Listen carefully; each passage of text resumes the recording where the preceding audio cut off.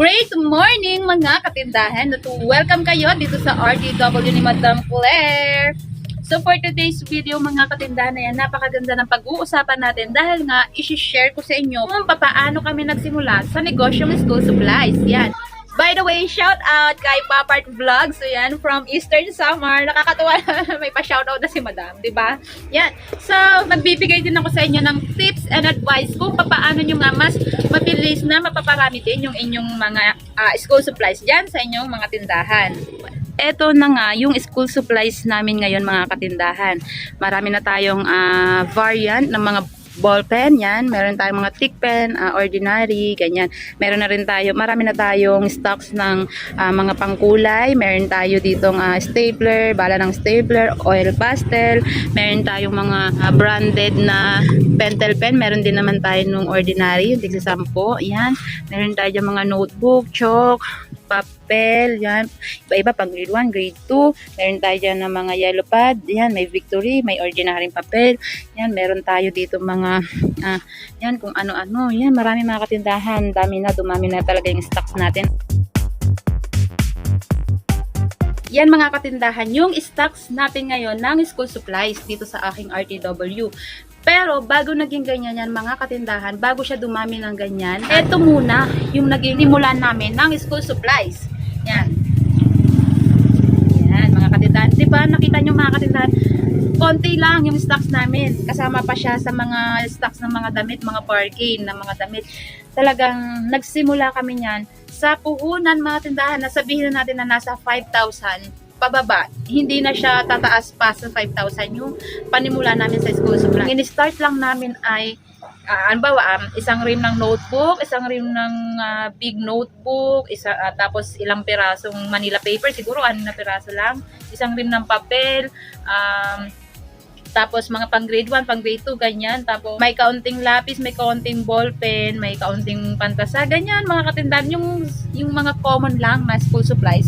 Ang sinimulan namin dito sa aming RTW at talagang konti lang. Nung nag-provide kami dito sa tindahan namin ng school supplies is talagang konti-konti lang. Basta ang mahalaga ay marami yung iba't ibang klase. May maghanap ng snowflake, meron tayo. May maghanap ng correction tape, meron tayo. Yan. At yung mga item na yun, mga katindahan ay dito lang sa amin, sa bayan namin. Dito ko lang yan mga binili. Kasi nga, Mindoro ako, malayo kami sa Manila, Baclaran, Divisoria para mamili ng talagang wholesale or orders, ganyan. So, hindi ako nagsimula sa ganun, yung marami agad na pera, hindi. Nagsimula kami, dito lang kami namili sa bayan. Konting tubo, pa 2, 3, 5. It's okay, walang problema. Ang mahalaga na simulan natin siya, nasubukan natin siya. Man, kailangan pumatok agad di ba?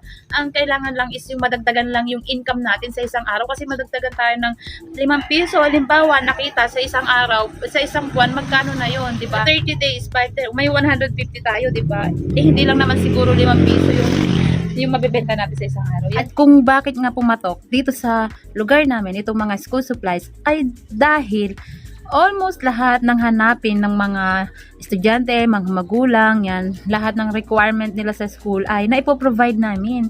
Yan, gaya mga floor wax, ganyan, mga popsicle sticks, folder jacket, lahat ng mga, yung iba nga sa mga school supply, hindi ako familiar dun sa iba, pero dahil nga hinahanap siya ng mga estudyante, mga teacher, ganyan, so yun, napoprovide namin siya. So yun, marami nga rin ako natututunan sa school supplies kasi yung item na iniisip natin pag nakita natin sa isang supplier na mabibenta kaya to, may bibili kaya nito, ay nako, mabebenta at mabebenta dahil ngayon walang maghahanap pero sooner or later meron talaga maghahanap. So isa nga yan sa mga dahilan kung bakit pumatok at naging mabenta itong aming mga school supplies dito sa aming lugar. Talagang kumikita kami sa mga school supplies lalong-lalo na kapag may requirement ang school. Kagaya halimbawa na magpapagawa sila ng portfolio, kailangan nila ng folder, kailangan yung folder ganitong kulay. Yan, halimbawa sa grade 1, kailangan lahat ng grade 1 kulay green na folder, long. And so, almost lahat ng section or lahat ng grade 1 maghahanap ng folder na long.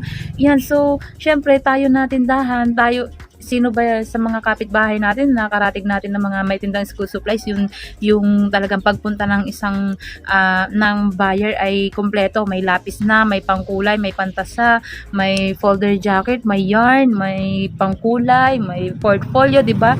Saan? Di ba? Dito sa amin mga katindahan, talagang almost lahat ng kailangan ng customer hanggat maaari hindi kami mawawalan. Dahil once na mawalan kami kagaya ng nakaraan, naubusan kami ng watercolor. Sobrang ang sakit sa pakiramdam mga katindahan na yung isang item na dapat ay meron ka, wala kaming may offer dahil nga naubusan kami ng stock sa aming supplier. Yan. Pag ganun kasi mga katindahan, ang iniiwasan natin doon is yung mga suki natin is sa halip na sa atin na sila bibili, mapupunta pa sila sa iba. Maaaring maging dahilan yun para mabawasan yung customer natin, di ba? Kaya hanggat maaari talaga dapat full yung stocks natin, yan, puno lagi yung stocks natin at hindi tayo nauubusan, hindi tayo nawawalan. Tanong ng iba kung malaki ba ang kita sa school supplies. Etong mga katindahan na hindi ganun kalaki yung, kung sa tubo ang pag-uusapan mga katindahan, hindi ganun kalaki yung tubo. For example, sa lapis, magkano na ang puhunan? Halimbawa, yung Mongol, ang puhunan is halimbawa, 8 pesos ng isa. So, mabibenta lang natin siya ng 10 pesos. So, sa isang ballpen, sa isang lapis, meron tayong 2 pesos na tubo. Yan. Maliit lang siya mga katindahan, pero take note mga katindahan na pag bumili ng lapis yan, hindi lang lapis ang bibilihin yan. Bibilihan ng pantasa, pambura, coupon band, notebook, lahat na ng kailangan nila sa school. Hindi lang yan sa kanya, do sa isang anak na bunso, meron din sa pangalawa, meron din sa panganay, o di ba?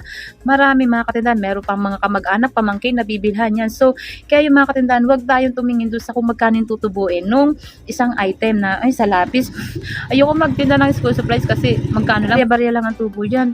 Wag natin maliitin mga katindahan yung barya lang na tubo. Dahil kapag yan ay pinagsama-sama natin, ay malaki ang kalalabasan niya. At hindi nga natin namamalayan na sa kada benta natin ng item ay meron na naman tayong maipapaikot na puhunan para makapamili tayo ng mga panibagong paninda na naman, panibagong stocks. Kasi nga ang school supplies ay napakabilis ng ng cycle.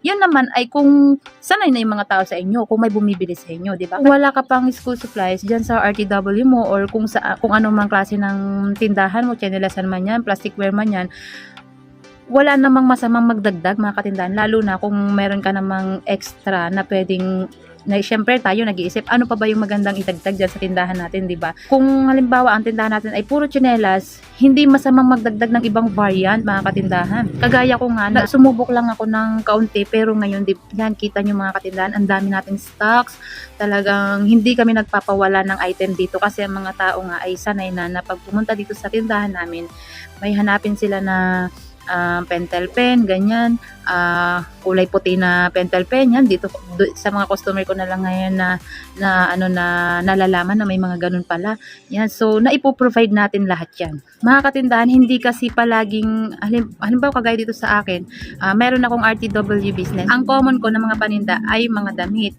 Hindi araw-araw ay may bumibili ng damit, hindi araw-araw ay damit ang hanap ng ating mga customer, di ba? Yan, kaya hangga't maaari nga kung ano yung hanap ng possible clients natin, ng possible buyers natin ay i-provide natin para hindi tayo mawawalan ng benta, lagi tayong may mapasok na income sa atin, di ba?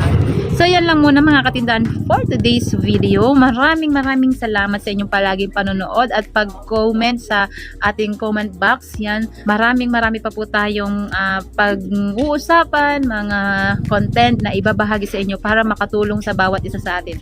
Thank you so much for watching and happy selling!